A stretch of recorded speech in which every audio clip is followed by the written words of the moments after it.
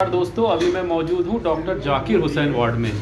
और विधानसभा चुनाव जैसे जैसे करीब आ रहे हैं, सब अपने अपने मतलब ओपिनियन लगा रहे हैं कि ये पार्टी जीतेगी और ये पार्टी जीतेगी। तो अभी मैं जानने की कोशिश कर रहा हूँ। मैं अभी यहाँ पे एक सैलून में हूँ और यहाँ पे आम जनता से जानने की कोशिश कर रहा हूँ कि आखिर चुनाव में क्या मुद्दे रहेंगे, क्या सोच के लोग अपना अपना वोट देंगे। तो मेरे साथ मौजूद हैं आसिफ भाई।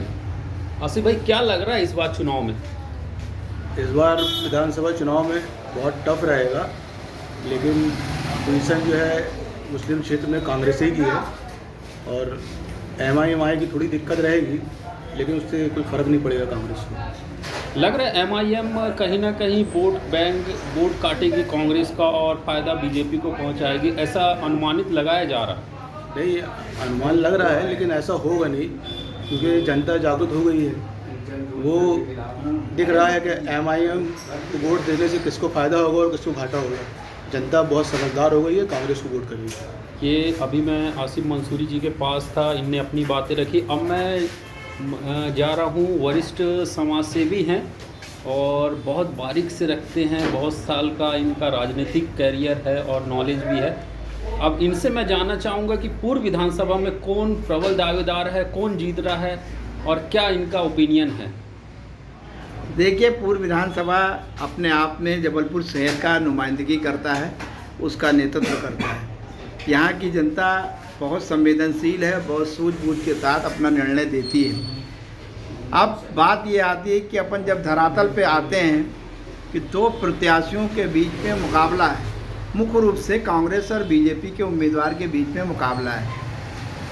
अभी जब कुछ दिनों पहले, कुछ साल पहले, जब कुदरत हमसे नाराज़ हुई और कोरोना नामक एक बीमारी के रूप में हमारे ऊपर एक आफत आई, तो वो एक ऐसा समय था जब धरातल पर रहकर ये देखा गया कि आम जनता के बीच में अभी वर्तमान विधायक भाई लखन घनघोरिया लोगों के घर घर पहुंचकर अपनी सेवाएं दी हैं। उनके कार्यकर्ताओं की टीम ने जनता के बीच में हर दुख सुख के घड़ी में खड़े रहे। वहीं जो उनके सामने प्रतिद्वंदी है, उनका कोई लंबे टाइम तक पता धता नहीं रहा।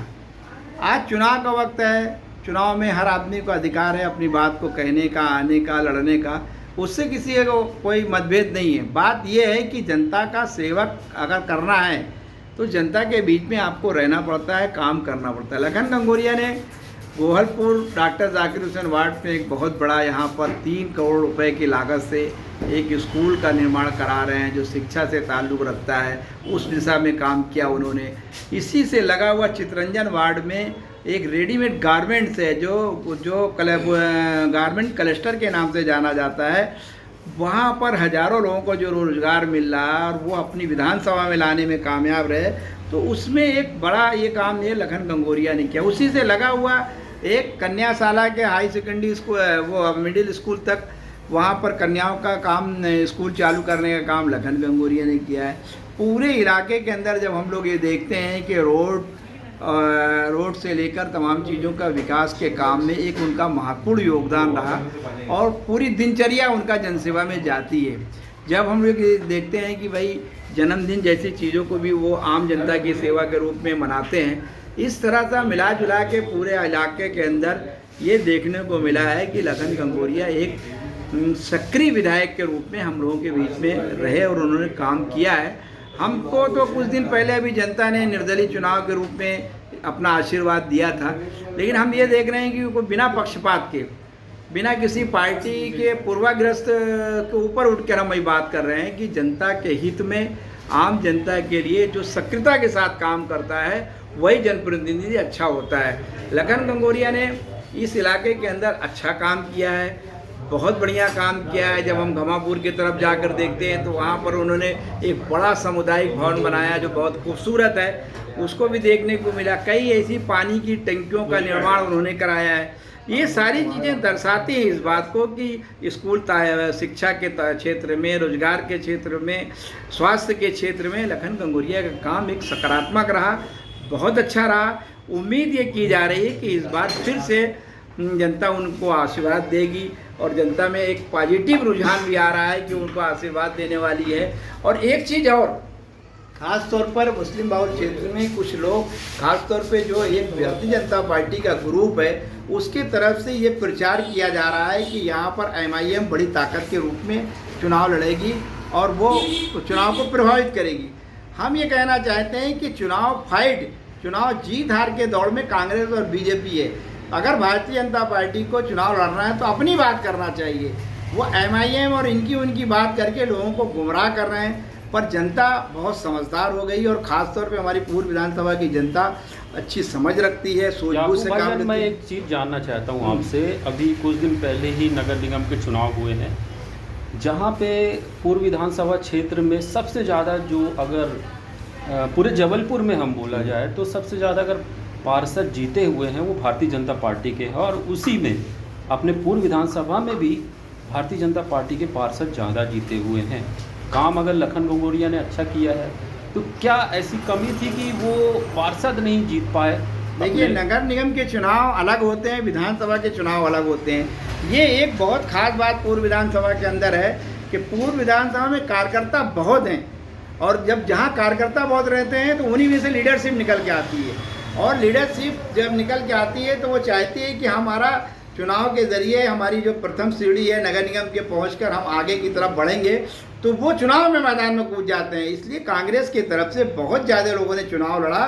ज़्यादा लोग के चुनाव लड़ने की कांग्रेस के वोट का बंटवारा होने की वजह से BJP के लोग जिन गए। बाकी BJP को आम जनता नहीं पसंद करती। वोट आप परसेंटेज में जब आप देखेंगे तो वो सारे के सारे वोट जो है कांग्रेस के पक्ष में जाता हुआ दिखता है। उसका आप एक एग्जाम्पल आपके सामने है कि आप जहां पर पार्षदों की बात कर रहे हैं, वहीं आप ये देखिए कि उसी पूर्व विधानसभा में 36,000 वोटों से महापौर का चुनाव इसी विधानसभा के लोगों ने जीता है। ये पूछना चाहता हूँ कि जैसे पिछले जो नगर निगम के चुनाव हुए थे उसमें ओवैसी जी की एक बहुत बड़ी सभा हुई थी सुबह शाह मैदान में, उसमें बहुत अच्छा क्रेज था। उनकी एक सभा से 2 पार्षद उनने जिताया, सिर्फ एक सभा से। अगर इस बार ओवैसी जी अगर रोड शो करते हैं या 1-2-3 अगर सभा करते तो कहीं ना कहीं लगता है कि प्रभावित होगा चुनाव। देखिए, हम ये कहना चाहते हैं कि ओवैसी जी चुनाव लड़े, उनकी पार्टी है, उनको राइट है, लेकिन मुख्य चुनाव किसके बीच में होता है? जो फाइटर होता है। कांग्रेस और BJP मुकाबले में है। जो आदमी, अगर हम मान लो कि वोटों को बंटवारे से भारतीय जनता पार्टी को जीतना नहीं देना चाहते, हम ये चाहते हैं कि देश में सेकुलर पार्टियाँ जीतें और वोटों का बंटवारा ना हो। भाई, जो दूसरे लोग हैं तीसरी ताकत के रूप में आ रहे हैं, उनका अगर वो जीतते तो एक बार हम बात कर सकते रहे इस बार, लेकिन वो जीत हार के दौड़ में नहीं है, वो सिर्फ जो है खेल बिगाड़ने के दौड़ में है। तो खेल बिगाड़ने वालों को हमारी पूर्व विधानसभा की जनता वोट नहीं करती। हमारी पूर्व विधानसभा के लोग जो फाइटर होते हैं, जो जीत हार के दौड़ में हैं, जो जीत सकते हैं, ऐसे प्रत्याशियों का चयन करती है, ऐसे लोगों को वोट देती है।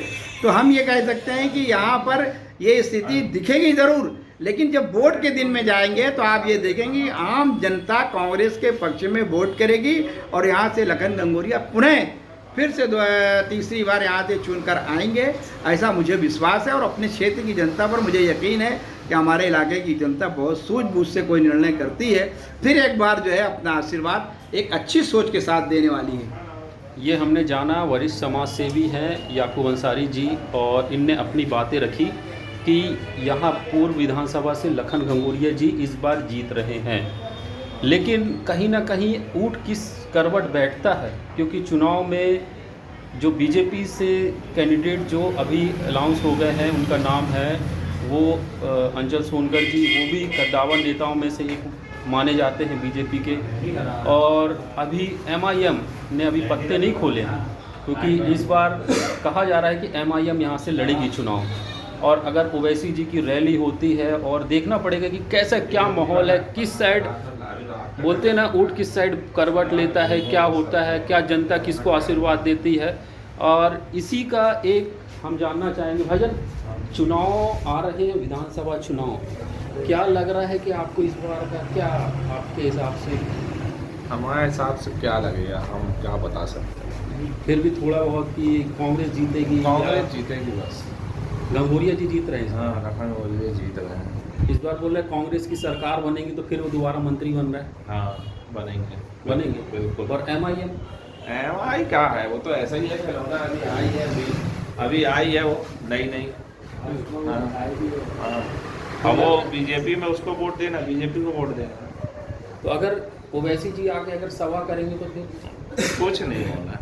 यहाँ की जनता समझदार है। हाँ, हाँ। मतलब इस बार ओवैसी को नहीं देने वाले। नहीं, हो गया वो धोखे से। ये देखिए, हमने आम लोगों की राय ली है और सभी का लगभग कहना है इस बार विधानसभा चुनाव में जो वोट देंगे वो कांग्रेस की तरफ रुझान ज़्यादा है।